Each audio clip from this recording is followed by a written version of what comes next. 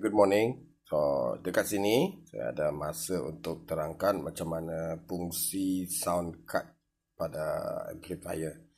Sound card atau kita panggil sound card channel. Kita akan memotong jalur suara yang pergi ke hexagonal tweeter. Okay? So, di sini sebagai contoh saya akan memotong suara di hexagonal atau di suara tiang luar. So, saya sudah sediakan ni sound card, saya pun sudah connect ke bahagian kanan punya channel. Nah, ini kiri punya channel, dia direct tanpa sound card. Okay, yang kiri ini. Yang ini kita jadikan sebagai contoh. Kita nak cut ini suara di Twitter ini ataupun di hexagonal. Ini kita contohkan sebagai suara di hexagonal Twitter atau di suara tiang luar yang akan kita setting dengan bypass kepada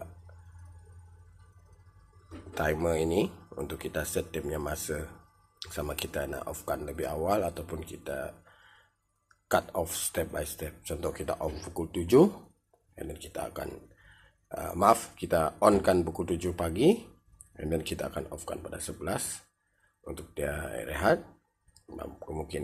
Kemudian kita on balik pada pukul 5 ataupun pada pukul 4 petang sampai pukul 8 atau 9 malam. Ini bergantung kepada rumah burung masing-masing ya.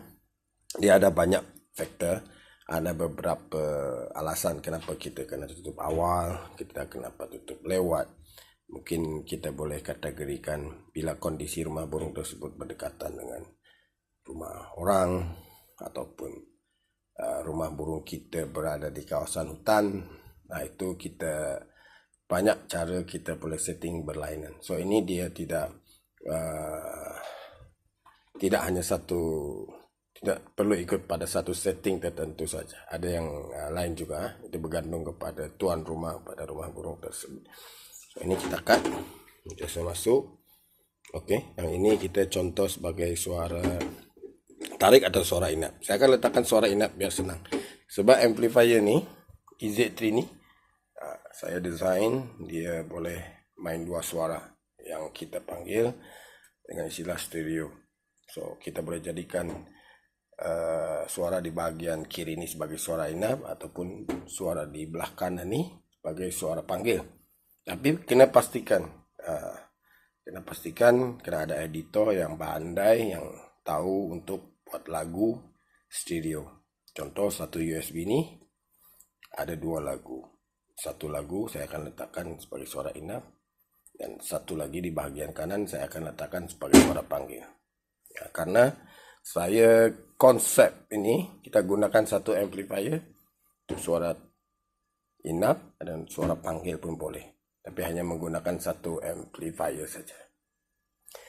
Sebab ada setengah orang jika dia menggunakan amplifier dengan dua USB, mungkin dia di dalam amplifier ni dia ada join modul dia, join dia punya board. So rasanya suara ada setengah komplain, dia tak cakap tak cantik, ada kebocoran kepada suara, sama ada suara panggil ataupun dia bocor datang kepada suara inap.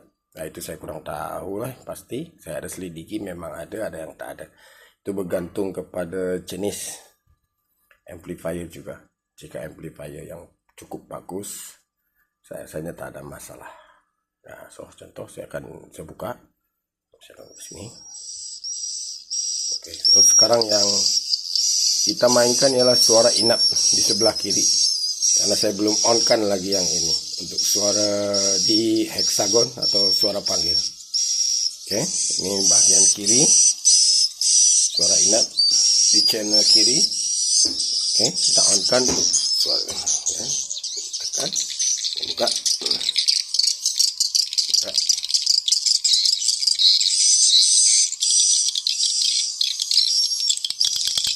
Ini dia suara panggil. Ya, kalau kita off kan suara di sini. Oke, yang kita cut off ialah suara di LMB ini atau suara di hexagon. Fungsi cut off di sini. Oke. Nah, untuk timer di min timer bagi amplifier ini kita akan tekan min timer di sini. So ini dia punya min timer. untuk off-kan ini. Tapi jika nak buka untuk suara inap, rasanya hanya perlu rehatkan beberapa jam sajalah di waktu pagi. Untuk rehatkan amplifier selama 1 jam ataupun setengah jam. Karena pentingnya untuk kita rehatkan amplifier ni atas sebab-sebab tertentu.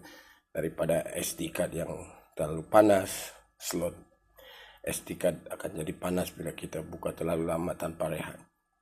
Amplifier boleh buka lama, tapi kita kena rehatkan beberapa jam untuk dia punya transformer rehat, untuk dia punya kipas motor rehat, untuk dia punya modul lain rehat dan sejuk. Sebab bila terlalu panas, walaupun amplifier ni tak mati, kemungkinan suara yang dihasilkan oleh amplifier ni sangat tidak cantik ya. Saya try lagi satu kali. Okay. So ini yang saya cut off lah untuk LMB tadi. Sini masuk ke sini, ke output sini. Tengok, saya masuk ke sini. Okay, masuk sini. Masuk dari M ke sini, keluar sini kepada Twitter. Okay. Saya akan buka. Saya akan tutupkan suara inap. Dia akan satu. So amplifier ni dia tak ada kebocoran so dia tak bocor. Kadang-kadang kita buat suara stereo dalam satu USB 2 suara. Suara ni akan bocor ke channel ni. Suara ni. So ini tak ada bunyi suara apa pun keluar daripada Twitter ni. Dia akan berada di Twitter ni sahaja. Di suara panggil ni. Amat ada juga kita off kan. Kita buka yang ini. Suara inap.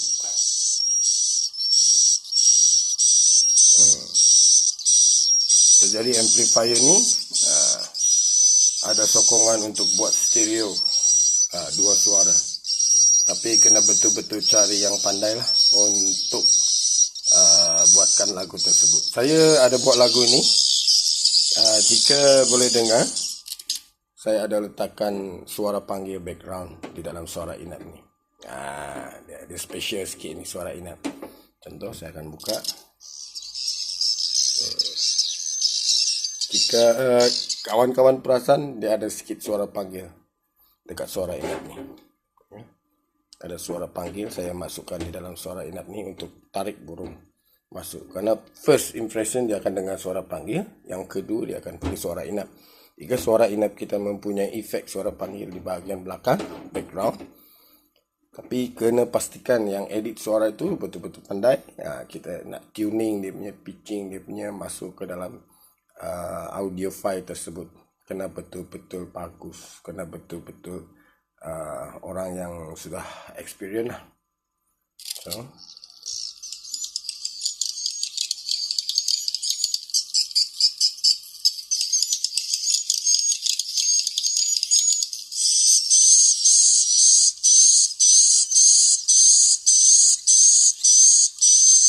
dah boleh dengar suara panggil di belakang.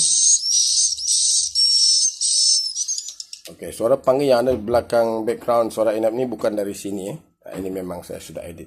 So yang di sini ialah ini.